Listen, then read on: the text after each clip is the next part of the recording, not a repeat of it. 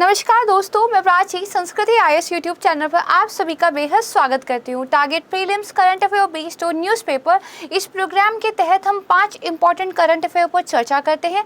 इसके अलावा 5 बेहद महत्वपूर्ण क्वेश्चन जो उन्हीं टॉपिक से रिलेटेड होते हैं उन पर भी हम चर्चा करते हैं। तो आइए शुरू करते हैं आज का वीडियो स्टार्ट करने से पहले एक बहुत ज़रूरी सूचना है आपके लिए। संस्कृति आईएएस की ओर से पेन ड्राइव कोर्स पर एक डिस्काउंट दिया जा रहा है। 35% का ह्यूज डिस्काउंट है।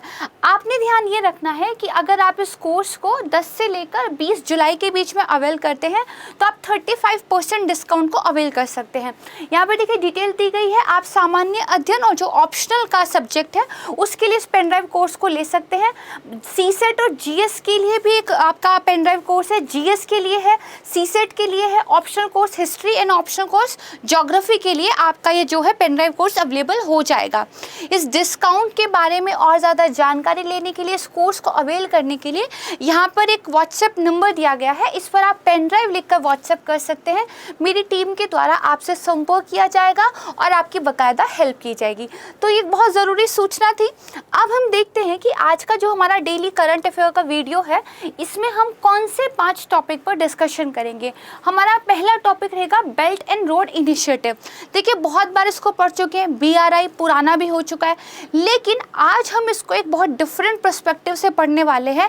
साउथ एशिया में चीन ने इस इनिशिएटिव के तहत अलग अलग कंट्रीज़ में कौन कौन सी परियोजनाएं चलाई हुई हैं, तो चाहे वो पाकिस्तान हो, मालदीव हो, नेपाल हो, बांग्लादेश हो, इन सब के बारे में हम बात करेंगे। इसके बाद बन्नी घास के मैदान, गुजरात में देखिए घास के मैदान है, एशिया के सबसे बड़े हैं, तो इनके बारे में डिटेल से डिस्कशन करेंगे। फिर भारत के नियंत्रक और महालेखा परीक्षक के बारे में देखेंगे। इनकी एक रिपोर्ट आई है, उस रिपोर्ट में जो दिल्ली गवर्नमेंट है उसकी कुछ चीज़ों को लेकर उन्होंने जो है जांच की है और उसके बारे में रिपोर्ट दी है, तो ये इम्पॉर्टेंट हो जाता है। फिर देखिए NFSA यानी कि आपका जो नेशनल फैमिली हेल्थ सर्वे है उसके लिए राज्य रैंकिंग सूचकांक देखिए जारी हुआ है, तो इस इंडेक्स पर हम बात करेंगे। एंड देन लास्ट में एक मैप बेस्ड क्वेश्चन हम देखेंगे। उज्बेकिस्तान का एक स्वायत्त प्रांत है जिसका नाम है कराकल्पकस्तान, ठीक है। और आई डोंट नो कि इसके नाम के जो पाकिस्तान क्यों आता है, खैर जो भी है, तो मैप के द्वारा हम इसको भी समझने की कोशिश करेंगे, ठीक है। हमारा जो सबसे पहला टॉपिक है बेल्ट एंड रोड इनिशिएटिव, ये थोड़ा लंबा होने वाला है, बाकी टॉपिक्स हमारे छोटे हैं, तो आइए फोकस के साथ समझते हैं। The status of China's belt and road initiative in south Asia, ये एक एडिटोरियल आया था जिसके 20 पर मैंने अभी ये जो मैं आपको पढ़ा रही हूँ इसका कंटेंट प्रिपेयर किया है। तो देखिए हुआ क्या है, ये फिर से चर्चा में क्यों आ गया है BRI। अच्छा ध्यान रखिएगा, UPSC ने लगभग 2 बार इससे मेंस पर प्रश्न ऑलरेडी पूछ रखा है, तो आगे भी पूछे जाने की संभावना है, तो इसको मेंस के पर्सपेक्टिव से भी तैयार करना है और प्रीलिम्स के पर्सपेक्टिव से भी तैयार करना है। आइए देखते हैं। जर्मनी में देखिए G7 के जो नेता थे वो आपस में मिले, एक शिखर सम्मेलन जो है वहाँ पे ऑर्गेनाइज हुआ था। तो वहाँ पे जो संयुक्त राज्य अमेरिका है और उसके जो सहयोगी देश है उन्होंने जो विकासशील और मध्यम आय वाले देश हैं वहाँ पर जो आप कह सकते हैं एक तरीके से बुनियादी ढांचा परियोजनाओं के निर्माण के लिए एक पहल शुरू की है। उस पहल का नाम है ग्लोबल इंफ्रास्ट्रक्चर एंड इंटेलिजेंस के लिए एक साझेदारी, और इसमें वो बाकायदा 600 बिलियन पैसा लगाने की बात कर रहे हैं। तो देखिए ये एक परियोजना है, ठीक बात है, लेकिन विशेषज्ञों का और विश्लेषकों का ये मानना है कि ये जो परियोजना अमेरिका ने अपने सहयोगी देशों के साथ शुरू की है ये दरअसल चाइना का जो बेल्ट एंड रोड इनिशिएटिव है उसके काउंटर के रूप में शुरू की है। तो देखिए जब किसी चीज़ के काउंटर में कोई चीज़ आई हो तो दोनों ही चीज़ें पढ़नी इंपॉर्टेंट हो जाती हैं। तो इसीलिए आज हम जो है BRI पढ़ रहे हैं कि आखिर चाइना इस बेल्ट एंड रोड इनिशिएटिव के माध्यम से क्या कर रहा है कि अमेरिका जैसे देशों को, यूरोप जैसे देशों को उसके काउंटर के लिए 600 बिलियन की एक परियोजना लेकर आनी पड़ी। देखते हैं। देखिए ये जो चीन का बेल्ट एंड रोड इनिशिएटिव है इसका उद्देश्य जो दक्षिण पूर्व एशिया है, मध्य एशिया है, खाड़ी के जो क्षेत्र है, अफ्रीका और साथ में यूरोप को 2 मार्ग, भूमि वाला भी और समुद्री भी, इसके नेटवर्क से जोड़ना है। यानी कि वो ऐसी कनेक्टिविटी प्रिपेयर कर देना चाहते हैं समुद्री मार्ग के द्वारा भी और भूमि मार्ग के द्वारा भी कि बहुत कम समय में वो जो है अलग अलग कॉन्टिनेंट में अलग अलग कंट्रीज तक अपनी रीच बना सके और एक लीडर के रूप में वो जो है उभर कर सामने आए और बाकी कंट्रीज पर एक सॉफ्ट डिप्लोमेसी उनकी चले। काफ़ी सारा पैसा जो है चीन की तरफ से लगाया जा रहा है। 2025 तक जो मेंबर कंट्रीज थी वहाँ पर $1 ट्रिलियन से अधिक चीनी नेतृत्व वाले निवेश की कल्पना की गई है। इतनी ज़्यादा ह्यूज फंडिंग जो है इस प्रोजेक्ट के लिए चीन की एक लीडरशिप में की जा रही है। 60 से ज़्यादा देश चीन के साथ इस BRI समझौते में शामिल हो चुके हैं। इस पहल के तहत एशिया में, अफ्रीका में, यूरोप में और लैटिन अमेरिका में जो बुनियादी ढांचा परियोजनाएं हैं वो निर्माणाधीन हैं। देखिए, चीन का एक प्रांत है झिंजियांग प्रांत या झिंजियांग प्रोविंस, उसको प्रोनाउंशिएट किया जा सकता है। वो देखिए उइगर मुसलमानों पर हुए अत्याचारों के लिए आप कह सकते हैं न्यूज़ में बना रहता है। तो चाइना उस प्रांत का एक तो डेवलपमेंट करना चाहता है, दूसरा जो नेगेटिव न्यूज़ है उसको ख़त्म करना चाहता है। तो झिंजियांग प्रांत की डेवलपमेंट के लिए भी चीन काम कर रहा है, जो चीन के पश्चिमी हिस्से में स्थित है और उइगर मुद्दों के कारण हमेशा जो है प्रॉब्लमेटिक रहा है। ठीक है, BRI के साथ चीन जो है, जो भारत प्रशांत क्षेत्र है जिसको अमेरिका की तरफ से इंडिया को फोकस में रखकर इंडो पैसिफिक सेंट्रिक एक डिप्लोमेसी चलाई जा रही है। तो चाइना दरअसल अपनी इस पहल के माध्यम से इस भारत प्रशांत क्षेत्र के केंद्र में खुद को रखना चाहता है। ठीक है, तो ये बेसिकली जो BRI है आप कह सकते हैं बेसिक रूप से उसका उद्देश्य। अब एक मैप के द्वारा हमें समझ में आएगा कि आखिर कितने बड़े लेवल पर कनेक्टिविटी का प्रोजेक्ट चीन की तरफ से चलाया जा रहा है। जैसे यहाँ पर देखिए चीन का जियान प्रांत से लेकर ये जो डार्क ब्लू कलर से या डार्क ब्लैक कलर से आपको जो लाइन दिखाई दे रही है ये दरअसल आपका सिल्क इकोनॉमिक रोड है, और जो आपका ये डॉटेड ब्लू लाइन से दिखाई दे रहा है ये मैरीटाइम है। मैंने आपको बताया था भूमि और समुद्री दोनों मार्गों से कनेक्टिविटी को लेकर चीन जो है काम कर रहा है। तो यहाँ पे आप देखेंगे चीन के बाद ये जो है जितनी भी आपकी यहाँ पे उज्बेकिस्तान, तुर्कमेनिस्तान, तजाकिस्तान ये सब कंट्रीज आती है, इनमें से कुछ है। फिर यहाँ पे आप देखेंगे तो तेहरान ये है, समरकंद है, दोशांबे है, ठीक है, कुछ इंपॉर्टेंट। फिर यहाँ पे देखेंगे तो तुर्की का इस्तांबुल है, ठीक है। इसके बाद यहाँ पे देखेंगे तो रशिया का मॉस्को है। देन यूरोप में यहाँ पे आ जाइए तो रोटरडम के पास है, ठीक है, और ये जर्मनी यहाँ आ जाता है आपका, ठीक है, और यहाँ पे वेनिस इटली के पास ही आ जाता है। तो आप देखेंगे कि एकदम फार ईस्ट चाइना से लेकर एकदम फार वेस्ट यूरोप तक ये सड़कों के माध्यम से, रेल के माध्यम से, अदर जो कनेक्टिविटी के माध्यम है उनके जरिए एक पूरा का पूरा नेटवर्क इस्टेब्लिश करने का इरादा रखता है।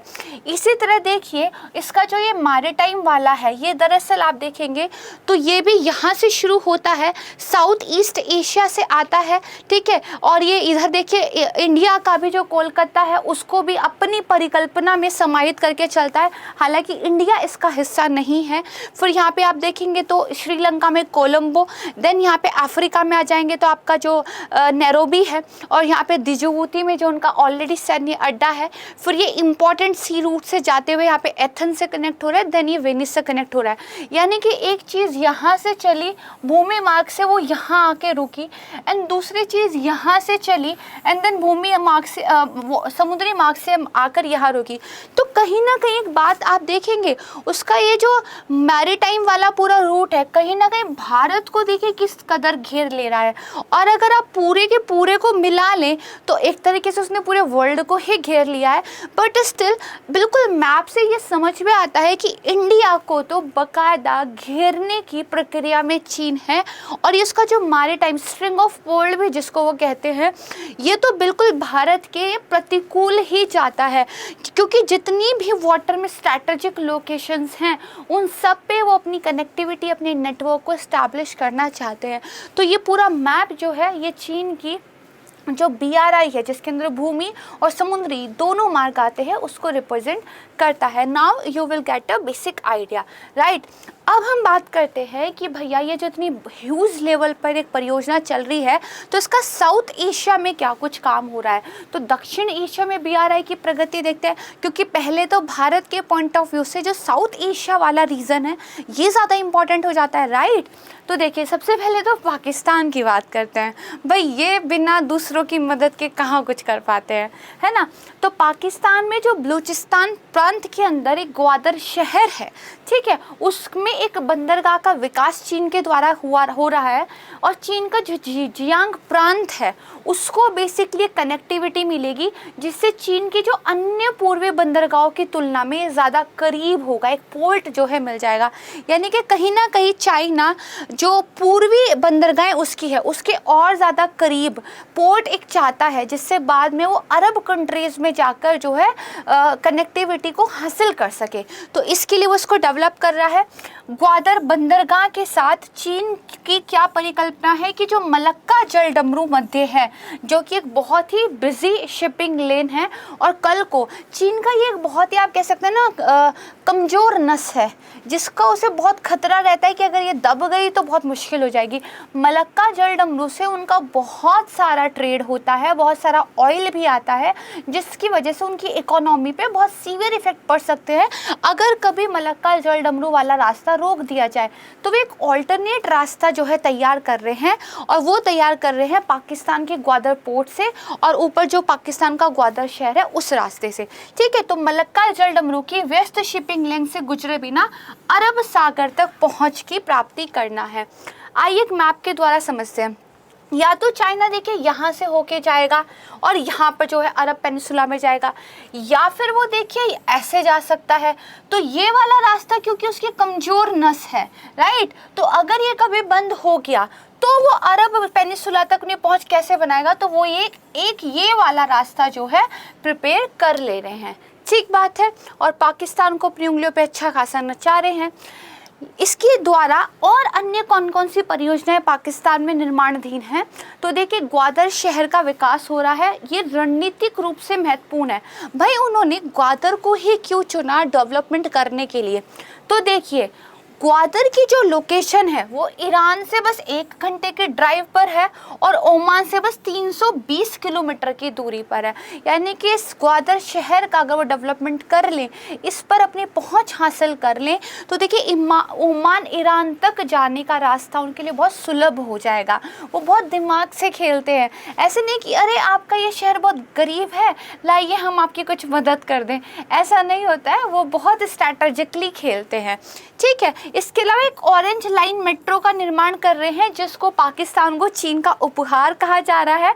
हालांकि ये उनके गले की हड्डी साबित हो रहा है, क्योंकि इसका खर्चा एक्चुअली पूरा नहीं हो रहा है और पाकिस्तान के ऊपर जितना भी डेप्ट हो गया उसको चुका पाने में बहुत मुश्किल है। और डेप्ट की रीस्ट्रक्चरिंग यानी कि ऋण को एक बार फिर से बातचीत करके थोड़ा आसान कर देना, वो वाला तरीका जो चीन अपना रहा था उसमें थोड़ा सा टाका थोड़ा फंस गया है। तो देखिए लाहौर में 27 किलोमीटर की दूरी तय करने वाली 1.6 बिलियन डॉलर की ऑरेंज मेट्रो लाइन, जिसे चीन का उपहार कहा जाता है, 2020 के अंत में चालू हो गई थी। भाई कहने के लिए तो हो ही गई थी।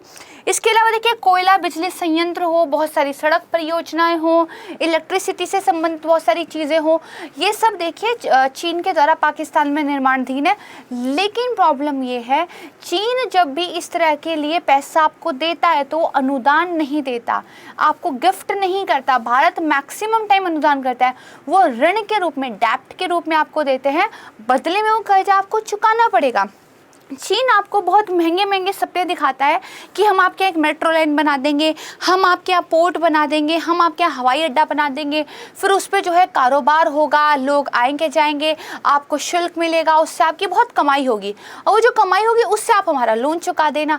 लेकिन इतिहास ने ये साबित किया है, और मैं इतिहास भी नहीं कहूँगी, रिसेंट टाइम में ये साबित हो रहा है कि चीन के द्वारा बनाई गई परियोजनाएँ वैसा परफॉर्म नहीं कर पा रही है जैसे सपने वो वो दिखाता है, तो इसकी वजह से कंट्री जो है अपना ऋण नहीं चुका पाती, क्योंकि परियोजना परफॉर्म ही नहीं कर रही, तो पैसा कहाँ से आएगा। तो फिर अब उस ऋण के जाल में वो कंट्री फंस जाती है और फिर चीन ही लीज पर, पट्टे पर पैसा दे के ऋण के बदले उन परियोजनाओं को, उस भूमि को, उस जगह को, शहर को खरीद लेता है, राइट। तो ये पूरा का पूरा खेला जो है चल रहा है।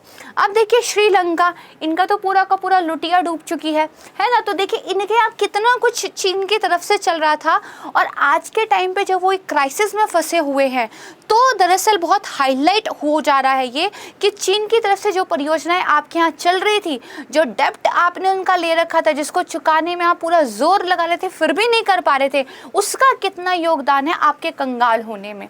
तो देखिए श्रीलंका में चाहे आउटर सर्कल हाईवे हो, कोलंबा काटुनाइके एक्सप्रेसवे हो, और दाम्बुल और कैंडी में कई अन्य सड़कों से जुड़ने वाली 1.6 बिलियन का एक सेंट्रल एक्सप्रेसवे परियोजना निर्माणाधीन है। इसके अलावा कोलंबो बंदरगाह पर कोलंबो इंटरनेशनल कंटेनर टर्मिनल्स जो है, इसका भी विकास किया है। चीन के स्वामित्व वाली एक फर्म जो है, उसके पास इसकी 85% की हिस्सेदारी है। कहने के लिए श्रीलंका में टर्मिनल का विकास हुआ, लेकिन शेयर किसके पास है? 85% चीन की किसी कंपनी के पास है, ठीक है। फिर एक हम्बनटोटा बंदरगाह, जिसको हम इतनी बार पहले भी पढ़ चुके हैं। हम्बनटोटा बंदरगाह में क्योंकि जितना भी पैसा लग के इसको बनाया गया, बाद में इतना कार्गो, इतना सामान इस पे आया नहीं, तो कंट्री को कोई फ़ायदा हुआ नहीं, तो इसलिए भारी कर्जा वो चुका नहीं पाए। तो सरकार ने 2017 में 99 साल के पट्टे पर एक चीनी कंपनी को ये हम्बनटोटा बंदरगाह सौंप दिया है, ले लो भाई तुम ही रख लो इसको, हमारे तो किसी काम की है नहीं, ठीक है। तो देखिए यहाँ पे हमने जितनी भी परियोजनाओं की बात की, उनमें से 2 में तो हमने बताया जो ज़्यादा इंपॉर्टेंट है कि चीन की कंपनी लेके बैठी हुई है ना। चलिए इसके बाद देखिए नेपाल की बात करते हैं। कहा जा रहा है कि नेपाल भी श्रीलंका के नक्शे कदमों पर चल रहा है, देखते हैं क्या होता है। तो देखिए काठमांडू ने 2017 में ऑफिशियली BRI को ज्वाइन कर लिया था। लगभग 35 बुनियादी ढांचा परियोजनाओं की एक लिस्ट है, जिसमें नेपाल और चीन मिलकर काम कर रहे हैं, और एक ट्रांस हिमालय रेल सड़क का निर्माण वो कर रहे हैं। इसके अलावा बहुत सारी रोड हो, इलेक्ट्रिसिटी ट्रांसमिशन लाइंस बिछानी हो, जल विद्युत परियोजना हो, इन सब को लेकर काम चल रहा है। अगेन नेपाल में भी चीन के ऋण को लेकर बाकायदा जो है प्रॉब्लम्स दिखनी शुरू हो चुकी हैं। फिर देखिए मालदीव की अगर बात करें, तो इसकी प्रमुख जो BRI परियोजना है, उनमें सबसे इम्पॉर्टेंट एक 2 किलोमीटर लंबा सीनामाले पुल, जिसको बेसिकली चीन मालदीव मैत्री पुल भी कहते हैं। ये $200 मिलियन का 4 लेन का एक पुल है। नाम रखते हैं मैत्री और निभाते हैं शत्रुता। खैर बांग्लादेश देखिए 2016 में शामिल हो गया था, बट बांग्लादेश के बारे में विशेषज्ञ ये कहते हैं उसने हमेशा भारत और चीन को बैलेंस करके चला है। उन्होंने कभी भी एक तरफा झुकाव चीन की तरफ नहीं दिखाया, या नेपाल की तरह वो हमेशा चीन का कार्ड लेके भारत के साथ खेलते नहीं हैं। तो काफ़ी हद तक बांग्लादेश को डिप्लोमेसी के मामले में बाकी जो साउथ एशिया की कंट्री उनसे समझदार मेरी समझ से कहा जा सकता है, ठीक है। तो चीन बांग्लादेश मैत्री पुल भैया यहाँ भी बन रहा है, विशेष आर्थिक क्षेत्र हो रहा है एक डेवलप, और 689 मिलियन की कर्णफुली नदी सुरंग परियोजना। इसके अलावा चट्टगांव बंदरगाह जो कि स्ट्रैटेजिक लोकेशन पे है, भारत के लिए थोड़ी सी इंपॉर्टेंट भी है, इसका उन्नयन हो रहा है। इस बंदरगाह और चीन के यूनान प्रांत के बीच में एक रेल लाइन का निर्माण भी शामिल है। मैंने आपको बताया था ना, भारत के लिए इंपॉर्टेंट चीज़ों को घेर रहे हैं वो, ठीक है। तो ये एक बेसिक चीज़ थी। आज हमने BRI को एक अलग पर्सपेक्टिव से पढ़ा। अब आइए इस पर एक बेसिक क्वेश्चन सॉल्व करते हैं। तो BRI इनिशिएटिव के संदर्भ में निम्नलिखित कथनों पर विचार कीजिए। तो सबसे पहला स्टेटमेंट इसका उद्देश्य बता रहा है। क्या है? दक्षिण पूर्व एशिया, मध्य एशिया, खाड़ी क्षेत्र, अफ्रीका, यूरोप को भूमि और समुद्री मार्गों के नेटवर्क से जोड़ना है। दैट इज़ वेरी करेक्ट, हमने पढ़ा है। फिर ये कह रहा है इस परियोजना के तहत चीन सदस्य देशों को बुनियादी ढांचे के विकास के लिए केवल अनुदान प्रदान करता है, ठीक है। अब मैंने सही किया है, अब बताइए सही है कि नहीं। पहली बात तो केवल वर्ड, भैया 1 ट्रिलियन से ज़्यादा का काम कर रहा है, सारा गिफ्ट में दे देगा, अनुदान में दे देगा, तो खाएगा क्या, है ना। पहली बात तो अनुदान देता ही नहीं है, ठीक है, डेप्ट देता है, ऋण देता है। दूसरी बात, केवल अनुदान तो कभी भी सही हो ही नहीं सकता। तो इसका मतलब ये स्टेटमेंट क्या है, आपकी गलत है। फिर कह रहा है भारत 2016 में इस परियोजना में शामिल हुआ था, लेकिन प्रेजेंट में इससे बाहर हो गया है। देखिए, भारत चीन की इस परियोजना में कभी भी शामिल नहीं हुआ, हमें ज़रूरत नहीं है उनके पैसों की, हम अपनी डेवलपमेंट खुद कर लेंगे। तो ये स्टेटमेंट भी क्या है, गलत है। यहाँ पे पूछा कौन सा सही नहीं है, पहला ठीक है, दूसरा और तीसरा गलत है, तो हमारा क्या है, बी आंसर हो जाएगा। ठीक बात है, गलत पूछा है, गलत हमने बता दिया। अब हम बात करते हैं सेकंड टॉपिक की, दैट इज बन्नी घास के मैदान। Restoring Banni grasslands Gujarat battles invasive tree species करके एक एडिटोरियल आया था। लेट्स सी क्या था एडिटोरियल में। तो जो गुजरात वन विभाग है, उन्होंने घोषणा की है कि आने वाले दशक में हम 10,000 हेक्टेयर बन्नी घास के जो मैदान हैं इनको रिस्टोर करेंगे, जो खराब हो गए हैं उनको फिर से अच्छा करेंगे। राज्य में जो 2,497 वर्ग किलोमीटर है, इसमें से लगभग 76,000 हेक्टेयर घास के मैदानों को बहाल करने की योजना बनाई है। ये जो घास के मैदान है बहुत उच्च जैव विविधता, हाई बायोडाइवर्सिटी वाला एरिया है, और पिछले कुछ वर्षों में लगभग 10,000 हेक्टेयर पहले ही बहाल किया जा चुका है। ठीक है, तो ये ध्यान रखिएगा।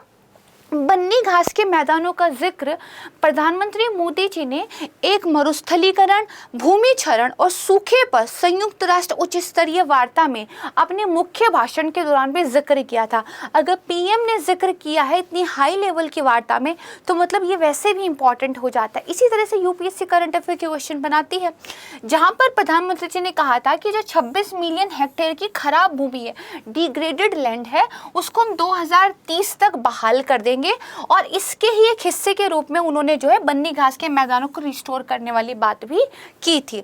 ठीक है, गुजरात के घास के मैदान जो टोटल ज्योग्राफिकल एरिया है उसका लगभग 4.33% है, काफ़ी अच्छी खासी क्वांटिटी है, जो 8 जिले और 3 अलग अलग जलवायु क्षेत्रों में जैसे कच्छ, सौराष्ट्र और मध्य गुजरात में फैले हुए हैं। गुजरात में अधिकांश जो घास के मैदान है लगभग 41% वो कच्छ के ज़िले में ही मिलते हैं। और बहुत इंपॉर्टेंट स्टेटमेंट ये है जिसको 100% याद कर लीजिएगा कि भारतीय वन अधिनियम 1927 के तहत 1955 में बन्नी घास मैदान को संरक्षित वन, प्रोटेक्टेड फॉरेस्ट के रूप में घोषित कर दिया गया था। ठीक है, अब इसकी बायोडाइवर्सिटी की बात कर लेते हैं। तो काफ़ी अच्छी खासी घास की लगभग 40 प्रजातियां मिलती हैं, 273 बर्ड स्पीसीज़ हैं, फूलों के पौधों की 99 स्पीसीज़ है, भारतीय भेड़ा है, शियार है, लोमड़ी है, रेगिस्तानी लोमड़ी है, काराकल है, लक्कड़ बग्गा है, नील गाय है, यहाँ तक कि चीता अपनी विलुप्ति से पहले बन्नी घास के मैदानों में पाया जाता था। लेकिन अभी हाल के दिनों में तो बहुत अनियंत्रित चराई की वजह से, क्योंकि वहाँ के ज़्यादातर लोग पशुपालन पर अपना जीवन निर्भर करते, चरवाहे वो लोग हैं, तो एक तो बहुत ज़्यादा ग्रेजिंग हो रही है, अनकंट्रोल्ड ग्रेजिंग। दूसरा, एक इन्वेसिव स्पीसीज़ है, एक विदेशी पौधा है जो कि आपका प्रोसोपिस जुलीफ्लोरा। अच्छा, इन्वेसिव स्पीसीज़ क्या होते हैं, इसके बारे में पिछले कुछ वीडियोज़ में मैं आपको ऑलरेडी पढ़ा चुकी हूँ। ठीक है, ये क्या है, हानिकारक विदेशी पेड़ की प्रजाति है। इसकी वजह से, बांधों के निर्माण की वजह से, डैम वगैरह बनने की वजह से ये जो घास के मैदान हैं इनमें जो है प्रॉब्लम्स फेस करने को मिल रही हैं। बन्नी घास के मैदानों के अंदर लगभग 48 गांव रहते हैं, लगभग 20 लाख लोग जो है अपनी पशुधन आबादी के साथ, दरअसल 20 लाख पशुधन आबादी के साथ, ठीक है, जो लोग हैं इस पर काफ़ी डिपेंड कर रहे हैं। तो इस परियोजना के पहले चरण में तो ग्रासलैंड को रिस्टोर किया जाएगा, बट बाद में इन लोगों की लाइवलीहुड को, भाई आप जो है कहेंगे कि चराई थोड़ी लिमिटेड कीजिए, लोग चराई पर निर्भर कर रहे हैं, तो उसके लिए भी कुछ ऑप्शंस, कुछ ऑल्टरनेट चीज़ें दी जाएंगी। ठीक है, तो यानी कि लोगों का भी ध्यान रखा जाएगा। अब यहाँ पर थोड़ा फोकस कीजिए। देखिए, गुजरात का जो आपका मैप है वो कुछ इस तरीके का दिखता है, मतलब बर्ड बटरफ्लाई नहीं है ये, ठीक है, ये गुजरात का ही मैप है, राइट, ये कुछ इस तरीके से होता है। ठीक है, अब इसका ये वाला जो हिस्सा है, राइट, ऊपर वाला, ये यहाँ पर जूम आउट करके दिखाया गया है। तो यहाँ पे देखिए ग्रेट रन ऑफ कच्छ आपको दिख रहा है, ठीक है, यहाँ पे लिटिल रन ऑफ कच्छ आपको दिख रहा है, और ये देखिए बन्नी एरिया है, राइट, ये ग्रीन कलर का। तो इसको थोड़ा सा ध्यान रखिएगा, ये आपका क्रीक है। ठीक, अब बन्नी घास के मैदानों के बारे में थोड़ा सा डिटेल में पढ़ते हैं। तो देखिए, गुजरात के कच्छ के रण के पास स्थित है, एशिया के सबसे बड़े घास के मैदान है, 2618 किलोमीटर के वर्ग क्षेत्र में फैले हुए हैं। गुजरात का जो चरागाह क्षेत्र है उसका लगभग 45% इसके अंदर आता है। दो तरह का पारिस्थितिकी तंत्र इनके अंदर मिलता है, एक तो आर्द्र भूमि वेट एरिया, दूसरा घास के मैदान। ठीक है, ये यहाँ पर मिलते हैं। बन्नी में जो उगने वाले पौधे हैं उनको हेलोफाइल कहते हैं, यानी कि नमक सहिष्णु है। देखिए, रन ऑफ कच्छ में मतलब नमकीन पानी है, तो वहाँ के पौधे ऐसे उस नमकीन पानी के प्रति सहन शक्ति वो रखते हैं। मालधारी नाम का एक समुदाय है, आदिवासी चरवाया समुदाय, वो यहाँ रहता है। और गिर वन राष्ट्रीय उद्यान में, ठीक है, जो गिर फॉरेस्ट नेशनल पार्क है, उसमें लगभग 8400 मालधारियों का घर है। दोनों इंफॉर्मेशन बहुत ज़्यादा इंपॉर्टेंट है, इसको ध्यान रख लीजिएगा। ठीक है, अब इस पर एक प्रश्न की बात कर लेते हैं। बन्नी घास के मैदान के संदर्भ में कुछ स्टेटमेंट है, उन पर विचार कीजिए। ये मैदान गुजरात के कच्छ के रण के समीप स्थित एशिया का सबसे बड़ा घास का मैदान है, तो ये बिल्कुल सही बात है। इन्हें भारतीय वन अधिनियम 1927 के तहत प्रोटेक्टेड फॉरेस्ट, संरक्षित वन घोषित किया गया है। अभी मैंने आपको पढ़ाया, ये भी ठीक है। एक विदेशी वृक्ष है जिसका नाम है प्रोसोपिस जुलीफ्लोरा, इन घास के मैदानों के लिए अत्यंत हानिकारक है। This is again a right statement. तीनों चीजें हमने पढ़ ली हैं, समझ ली हैं। अब कौन सा सही है, तो 1 2 3 तीनों सही है, तो डी हमारा आंसर हो जाएगा। राइट, अब हम चलते हैं अपने थर्ड टॉपिक की तरफ, दैट इज भारत के नियंत्रक एवं महालेखा परीक्षक। देखिए, over 94% of money meant for welfare of labourers lying unused CAG की एक रिपोर्ट आई है। आइए देखते हैं क्या वो रिपोर्ट आई है, क्या कंटेक्स्ट है, किस वजह से हम इसको पढ़ रहे हैं। तो मृत्यु की स्थिति में जो निर्माण श्रमिक होते हैं, कंस्ट्रक्शंस के लिए जो वर्कर्स होते हैं, उनको मुआवजा देने के तरीकों में अनियमितताओं के बारे में कैग ने बताया है। दिल्ली विधानसभा में कैग ने एक रिपोर्ट प्रस्तुत की है जिसमें उन्होंने ये बताया है कि सामाजिक सुरक्षा, स्वास्थ्य सेवा आदि प्रदान करने के लिए जो इकट्ठा किया गया था सेस, जो उपकर, उसका अनुचित उपयोग किया जा रहा है। भाई, जिस काम के लिए आपको फंड लगाना था आप उस काम में नहीं लगा रहे, उसका या तो यूज ही नहीं कर रहे, जो थोड़ा बहुत यूज भी किया है वो अनुचित तरीके से किया है। 2002 से 19 के दौरान दिल्ली भवन और जो अन्य निर्माण श्रमिक कल्याण बोर्ड है उसको उपकर में सेस के रूप में 3273 करोड़ रुपए लगभग प्राप्त हुए, जिसमें से निर्माण श्रमिकों पर केवल 182 करोड़ रुपए ही खर्च किए गए हैं। यानी कि इनसे 5.5% पैसा बस खर्च हुआ है 2002 से लेकर 19 के बीच में, बाकी पैसा पड़ा हुआ है। ठीक है, रिपोर्ट में ये भी कहा गया है कि जो पूंजीगत संपत्ति थी उसके लिए भैया अनुमोदन इन्होंने नहीं लिया और उसका अन्य उद्देश्यों के लिए उपयोग किया, यानी कि उन्होंने शहरी विकास विभाग से बिना परमिशन लिए पैसे का गलत जगह यूज किया है। तो ये तो था कंटेक्स्ट, ये तो था कि किस वजह से न्यूज़ में है। अब कैग कौन है, ये क्यों रिपोर्ट जारी कर रहे हैं, इसके बारे में हम पढ़ लेते हैं। पॉलिटी का ये आपका टॉपिक है, अपनी नोट्स में से जाके डिटेल से इसको पढ़ेगा। बेसिक नॉलेज हम लेते हैं। संविधान का जो भाग 5 है, यानी कि आपका जो 5th पार्ट ऑफ कॉन्स्टिट्यूशन है, वहाँ पर इस नियंत्रक महालेखा परीक्षक के स्वतंत्र पद का प्रावधान जो है किया गया है। ये भारत का जो लेखा परीक्षा और लेखा विभाग है उसके क्या है, प्रमुख होते हैं, हेड होते हैं। सार्वजनिक धन के रक्षक है, संरक्षक है। पब्लिक मनी जो भी है उसका क्या है, प्रोटेक्ट करने की जिम्मेदारी इनके पास है, ना सिर्फ केंद्र के स्तर पर, जबकि हमने अभी पढ़ा ना कि दिल्ली विधानसभा में इन्होंने रिपोर्ट प्रस्तुत की है, तो मतलब राज्य स्तर पर, दोनों स्तर पर देश की संपूर्ण वित्तीय प्रणाली को ये नियंत्रित करते हैं। ठीक है, तो की सेंटर और स्टेट दोनों पर इनका जो है नियंत्रण है। इनका कर्तव्य क्या है, तो भारत के संविधान और जो संसद के कानून है उनके अनुसार वित्तीय प्रशासन को बनाए रखना है। वेरी इंपॉर्टेंट लाइन की जो डॉक्टर BR अम्बेडकर हैं, उन्होंने कैग को संविधान का सबसे अहम प्राधिकारी बताया था। ठीक बात है। अब देखिए कैग के क्या क्या कर्तव्य है, क्या क्या शक्तियां हैं। तो अनुच्छेद 149 से लेकर 151 जो है इसके कर्तव्य शक्तियों को डेडिकेट किया गया है। 149 अनुच्छेद कहता है कि कैग के कर्तव्य और शक्तियों को कौन तय करेगा? संसद तय करेगी, पार्लियामेंट जो है तय करेगी, राइट। तो कॉन्स्टिट्यूशन ने खुद बहुत ज़्यादा डिटेल नहीं बताई, उन्होंने पार्लियामेंट को ये पावर दे दी। इसका काम क्या होगा? जो केंद्र सरकार है, राज्य सरकार है, और जो बाकी सरकारी संगठन हैं, उनके सारे खर्चों का ऑडिट करना है। यानी कि हर वो संस्था जिसमें जनता का पैसा लगा है, उसका क्या है? ऑडिट करना कैग का काम है। अब वो हमारी केंद्र सरकार हो सकती है, राज्य सरकार हो सकती है, या फिर कोई सरकारी संगठन हो सकता है।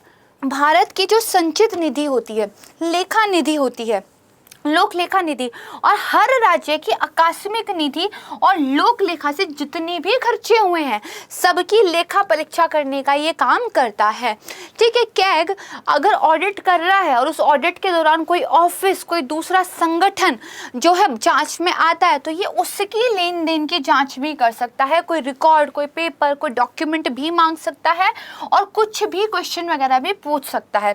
Again a very important line, इसको ध्यान दीजिएगा कि जो कैग है वो संसद की जो लोक लेखा समिति है, पब्लिक अकाउंट कमेटी है, इसके लिए मार्गदर्शक का, मित्र का और दार्शनिक के रूप में कार्य करता है। यानी कि जब लोक लेखा समिति अपना काम करती है तो कैग उसकी हेल्प करता है, ठीक है, कि आप इस तरीके से जो है काम कर सकते हैं। अब देखिए, जो कैग का ऑडिट होता है वो दो तरह का होता है। This is again very important and a new thing. एक तो होता है रेगुलेटिंग ऑडिट, ठीक है, नाम से थोड़ा बात कीजिएगा। रेगुलेटिंग ऑडिट में जो फाइनेंशियल स्टेटमेंट्स है, भैया कितना खर्चा हुआ, कितना पैसा आया, जो खर्च हुआ वो कहाँ गया, ठीक है, इसका क्या है? एनालिसिस किया जाता है और ये देखा जाता है कि भैया जो नियम कानून है जिनके द्वारा ये एक आपका जो है खर्चा पानी सब लिखा जा रहा था, क्या उनका पालन हुआ है या नहीं हुआ है। इसलिए इसको कंप्लायंस ऑडिट भी कहते हैं। यहाँ पर ये नहीं देखा जाता कि खर्चा जिस चीज़ के लिए किया गया है सही है, गलत है, क्या है, नियम कानूनों का पालन हुआ है या नहीं, बस ये देखा जाता है। दूसरा होता है आपका परफॉर्मेंस ऑडिट। अगेन नाम क्या है? परफॉर्मेंस की, यानी कि आउटपुट की बात कर रहा है। अब क्या ये देखता है कि क्या सरकारी प्रोग्राम शुरू करने का जो मकसद था कम से कम खर्चे में सही तरीके से हासिल हो पाया है या नहीं। भाई आपने कोई काम किया, एक तो किया आपने 100 करोड़ रुपए में, वही काम आपका 50 करोड़ में भी हो सकता था। तो कैग देखता है क्या कम से कम खर्चे में जिस काम के लिए आपने पैसा लिया था, जिस आउटपुट को हासिल करना था, क्या वो हो पाया है। इसलिए इसको बोलते हैं परफॉर्मेंस ऑडिट, राइट। इसको ध्यान रखिएगा। अब कैग के संदर्भ में क्वेश्चन देख लेते हैं। There are some statements. ये कह रहा है ये संसद की लोक लेखा समिति के निर्देशानुसार और उनके मार्गदर्शन में काम करता है। अब अगर जल्दबाजी में आप इसको पढ़ेंगे तो इसको आप सही कर देंगे। अभी पढ़ा हमने, लेकिन थोड़ा सा ध्यान लगाइए। कैग को इस समिति के मार्गदर्शन की ज़रूरत नहीं है, उसके पास अपनी स्पेशलाइजेशन है। ये समिति जब ऑडिट का काम करती है, जब सरकारी कागज चेक करती है, क्योंकि इसके पास वो विशेषज्ञता नहीं है, तो ये कैग की हेल्प लेती है, राइट। तो इसी स्टेटमेंट को ट्विच यहाँ पर कर दिया गया है, इसी वजह से गलत हो जाएगा। पेपर में इसी को फोकस कहते हैं, इसी की मॉक टेस्ट से प्रैक्टिस करनी होती है। कई बार देखते ही टिक नहीं करना है, ध्यान से पढ़ना है, ठीक है। इसके कर्तव्यों और शक्तियों का उल्लेख संविधान के भाग 5 क में किया गया है। भाई का की तो कोई बात ही नहीं आई थी, सीधा सा था कि 5th वाला जो पार्ट है वो कैग से रिलेटेड है, मतलब ये भी गलत है। ये भारत की संचित निधि व लोक लेखा सहित राज्यों की आकस्मिक निधि से किए गए व्यय की लेखा परीक्षा भी करता है। ये बात ठीक है, राज्य और केंद्र दोनों के स्तर पर जांच करता है। पूछा है कौन सा सही है, पहला और दूसरा गलत है, केवल तीसरा ठीक है, बी हमारा आंसर हो जाएगा, राइट। अब हम चलते अपने 4th टॉपिक की तरफ। वो क्या है? हमारा NFSA को लेकर राज्यों को एक रैंकिंग सूचकांक दिया गया है। Orissa figure among top state in implementing NFSA, government की एक रिपोर्ट आई है। यहाँ पे देखेंगे टॉप की 3 स्टेट कौन कौन सी है, तो उड़ीसा, आंध्र प्रदेश और आपका उत्तर प्रदेश है, ठीक है। बॉटम 3 की बात करेंगे तो दिल्ली, छत्तीसगढ़, गोवा है। दिल्ली देखिए बॉटम में अगेन, ठीक है। तो देखिए जो केंद्रीय खाद्य और हमारे उपभोक्ता मामलों के मंत्री हैं, उन्होंने भारत में खाद्य और पोषण की सुरक्षा पर राज्यों के खाद्य मंत्रियों का एक सम्मेलन हो रहा था। इस दौरान ही NFSA के लिए राज्य रैंकिंग सूचकांक 2022 को जारी किया। राष्ट्रीय खाद्य सुरक्षा अधिनियम को लागू कैसा किया है? इस अधिनियम के बेस पर आपने कैसा काम किया है वो जो है आपको रैंकिंग देता है। तो एनएफएसए को लागू करने में उड़ीसा जो है फर्स्ट नंबर पे आया है, यूपी सेकंड पे है, आंध्र प्रदेश थर्ड पे है, गुजरात फोर्थ नंबर पे है, उसके बाद दादरा नागर हवेली, दमन दीव, मध्य प्रदेश, बिहार, कर्नाटक, तमिलनाडु, झारखंड है। अगर विशेष श्रेणी के राज्यों की बात की जाए जिसमें पूर्वोत्तर राज्य, हिमालयी राज्य, द्वीपीय राज्य आते हैं, तो उसमें त्रिपुरा जो है पहले स्थान पर रहा है, सेकंड पे रहा है हिमाचल प्रदेश, थर्ड पर रहा है सिक्किम। रिपोर्ट में ये कहा गया है कि लॉजिस्टिक के मोर्चे पर अपनी कुछ परेशानियों के बावजूद, अपनी सीमाओं के बावजूद राज्यों ने सामान्य श्रेणी के प्रदेशों के साथ अच्छी प्रतिस्पर्धा की है। यानी कि उड़ीसा राज्य देखिए फर्स्ट आ गया, जबकि वहाँ कितनी सारी प्रॉब्लम्स है। वहीं दिल्ली जैसा राज्य देखिए बॉटम में आ गया। तो इसका मतलब राज्यों के अंदर काफ़ी सारा अंतर देखने को मिलता है। अब रैंकिंग किस बेस पर दी गई है? 3 मापदंड के आधार पर दी गई है। पहला यह है एनएफएसए की कवरेज के आधार पर, यानी कि अधिनियम के तहत जो सारे प्रावधान हैं उनका सही लक्ष्यीकरण और उनका कार्यान्वयन यानी कि एग्जीक्यूशन कैसा हुआ है। दूसरा है खाद्यान्नों का आवंटन, उनकी आवाजाही, जो उचित मूल्य की दुकान होती है यानी कि फेयर प्राइस शॉप्स जो होती हैं वहाँ तक अंतिम छोर तक वितरण कैसा रहा है। और तीसरा विभाग की पोषण पहल। ये 3 मापदंड हैं, इनको थोड़ा याद कर लीजिएगा, इनके बेस पे इंडेक्स में दिया गया है। अब again a very important thing, ये जो रिपोर्ट है इस बात को एकदम क्लियर कर देती है कि हमने जो इंडेक्स निकाला है केवल टीपीडीएस संचालन की दक्षता को दर्शाता है, यानी कि टारगेटेड पब्लिक डिलीवरी सिस्टम कितने बेहतर तरीके से काम कर रहा है, एनएफएसए एक्ट को कितने बेहतर तरीके से आप अपने यहाँ इम्प्लीमेंट कर रहे हैं, ये केवल उसको दर्शाता है। किसी राज्य में भूख या कुपोषण का स्तर ये नहीं दिखाता। हो सकता है काम बहुत अच्छा कर रहे हो बट अभी भी आपके यहाँ कुपोषण और भूखमरी ज़्यादा हो, है ना, काम भले ही अच्छा कर रहे हो, तो ये काम कितना कर रहे हो इसके बारे में रिपोर्ट देता है, ना कि आपके यहाँ कितना कुपोषण या भूखमरी है। ठीक है, अब इस सूचकांक के संदर्भ में 2 स्टेटमेंट हैं, इनके बारे में देख लेते हैं। देश में जो एनएफएसए एक्ट है इसको लागू करने में उड़ीसा, उत्तर प्रदेश, आंध्र प्रदेश टॉप के 3 स्थानों में है, बिल्कुल सही बात है। फिर ये कह रहा है विशेष श्रेणी के राज्यों में टॉप 3 के स्थानों पर त्रिपुरा, सिक्किम और हिमाचल है। ये गलत बात है क्योंकि सिक्किम सेकंड पर नहीं है, हमने अभी पढ़ा सिक्किम किस पर है, सिक्किम थर्ड स्थान पर है। तो ये वाला स्टेटमेंट क्या है, गलत हो जाएगा। कह रहा है कौन सा सही नहीं है, हमारा सेकंड सही नहीं है, तो मतलब बी जो है हमारा आंसर हो जाएगा, राइट। अब हम चलते हैं अपने आज के लास्ट टॉपिक की तरफ। एक मैप बेस्ड ये टॉपिक है, वेरी इंटरेस्टिंग। अभी देखिए उज्बेकिस्तान का स्वायत्त प्रांत कराकल्पकिस्तान, ठीक है, ये देखिए न्यूज़ में है। न्यूज़ में क्यों है? दरअसल उज्बेकिस्तान के अंदर एक स्वायत्त क्षेत्र है जिसके पास काफ़ी सारी पावर्स है। इसके पास एक पावर ये भी है कि ये चाहे तो वोटिंग के आधार पर उज्बेकिस्तान से अलग भी हो सकता है। लेकिन उज्बेकिस्तान के प्रेसिडेंट ने अभी हाल ही में इस तरह के कुछ कॉन्स्टिट्यूशन में चेंजेस लाने की बात कही जिससे इस प्रदेश की ऑटोनॉमी को छीनने का खतरा था। तो वहाँ के लोगों ने बहुत बड़े लेवल पर विरोध प्रदर्शन किया, काफ़ी हिंसा हुई और अब प्रेसिडेंट जो है कह रहे हैं कि चलो ठीक है भैया शांति रखो, नहीं करेंगे, ठीक है। तो ये तो कंटेक्स्ट था, लेकिन हमें मैप के लिहाज से और हिस्ट्री के लिहाज से इस रीजन के बारे में जानकारी के लिहाज से इसको पढ़ना चाहिए। तो देखिए जो कराकल्पक लोग हैं वो रहते हैं, ठीक है, उन लोगों के नाम पर इसका नाम भी है। ये खुद को उज्बेकिस्तान में एक अलग सांस्कृतिक समूह मानते हैं। इनकी जो तुर्क भाषा है कराकल्पक, ठीक है, वो कजाक से निकटता से संबंधित है और उज्बेकिस्तान के पब्लिक स्कूलों में जो टोटल 7 भाषाओं में पढ़ाई करवाई जाती है उनमें से एक है। और ये जो भाषा है एक अलग सांस्कृतिक पहचान का महत्वपूर्ण पहलू है। अब इस क्षेत्र की हिस्ट्री क्या है, कैसे ये क्या रहा, कब कहाँ मिल गया?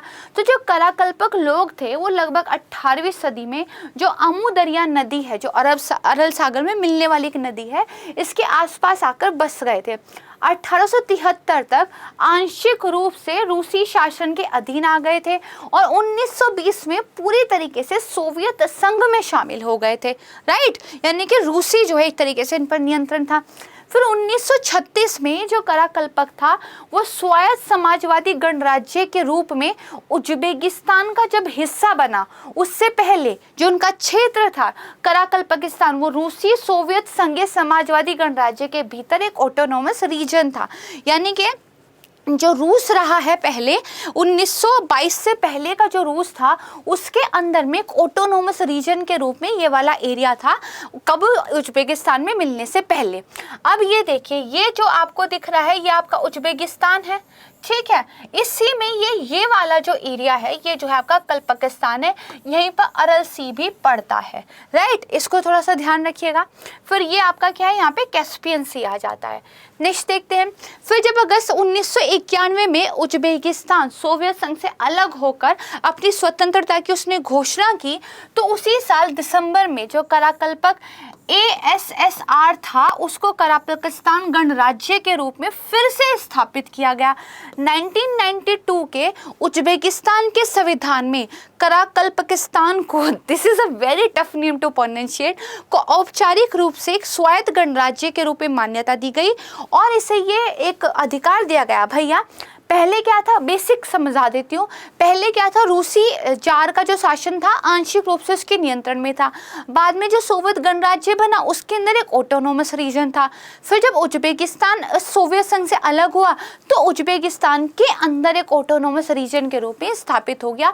इसको एक अधिकार था उसके उज्बेकिस्तान के कॉन्स्टिट्यूशन के माध्यम से कि राष्ट्रव्यापी जनमत संग्रह के आधार पर आपको अलग होने का अधिकार है। अब अगेन एक इम्पॉर्टेंट मैप, ये आपका क्या है, उज्बेकिस्तान है, ठीक है। यहाँ पे आप देखेंगे ये जो ग्रीन कलर दिख रहा है ये आपका क्या है, ये कलापकिस्तान है। मैंने एक अमू दरिया नदी की बात की थी, देखिए ये आपकी अमू दरिया नदी है, इसको ध्यान रखिएगा, ठीक है। एक आपकी सयार दरिया रिवर है तो इसको थोड़ा सा ध्यान रखिएगा, ठीक है। ये अमू दरिया रिवर ऐसे जाकर देखिए यहाँ पे अरल सागर में मिलती है, ये सयार दरिया रिवर भी आपकी अरल सागर में मिलती है, ठीक है।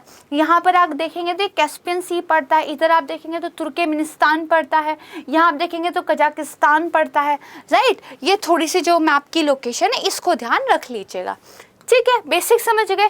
ज़्यादा से ज़्यादा यूपीएससी क्वेश्चन क्या पूछ लेगा, बाउंड्रिंग स्टेट के बारे में पूछ लेगा, कराकल्पकिस्तान किस चीज़ से संबंधित है ये पूछ लेंगे, रिवर के बारे में पूछ लेंगे, अरल सागर के बारे में वो इतनी बार पूछ चुके हैं। तो आइए देखते हैं। उज्बेकिस्तान कजाकिस्तान तुर्कमेनिस्तान और अफगानिस्तान से अपनी सीमा साझा करता है, राइट। मैप बेस्ड क्वेश्चन हो गया। दूसरा क्या है, उज्बेकिस्तान की सीमा उत्तर पूर्व में अरल सागर और उत्तर पश्चिम में कैस्पियन सागर से लगती है। अब एक ही वर्ड पकड़ लीजिए, उत्तर पश्चिम में कैस्पियन सागर से मिलती है। तो भैया उत्तर पश्चिम में क्या कैस्पियन सागर पड़ रहा है कि नहीं पड़ रहा, आइए देख लेते हैं। ये है आपका कैस्पियन सागर, ये है आपका उज्बेकिस्तान, तो बेसिकली वेस्ट में ये पड़ता है, राइट है। और इधर आप देखेंगे तो क्या कह रहा है, उत्तर पूर्व में अरल सागर पड़ता है। तो भैया अरल सागर कहाँ पड़ रहा है, ये यहाँ अरल सागर पड़ रहा है, कोई पूर्व में ईस्ट में तो नहीं पड़ रहा है ना। तो इसका मतलब जो आपकी सेकंड स्टेटमेंट है वो क्या है, गलत हो जाती है। और पहली स्टेटमेंट आपकी बिल्कुल ठीक है, मैप में जाकर आप देख सकते हैं। कह रहा है कौन सा सही है, तो देखिए केवल पहला सही है, यही आपका आंसर जो है हो जाएगा, राइट। यहाँ पर देखिए हमारी आज की वीडियो समाप्त होती है। मुझे उम्मीद है करंट अफेयर आपको अच्छे से समझ में आया होगा। मैप के क्वेश्चन जब जब इंपॉर्टेंट होंगे मैं आपको कवर करा दूंगी, तो उसके लिए आप निश्चिंत रहिएगा। बाकी बहुत अच्छे से पढ़ाई करते रहिए। मेरी तरफ से आप सभी को नमस्कार, जय हिंद, थैंक यू।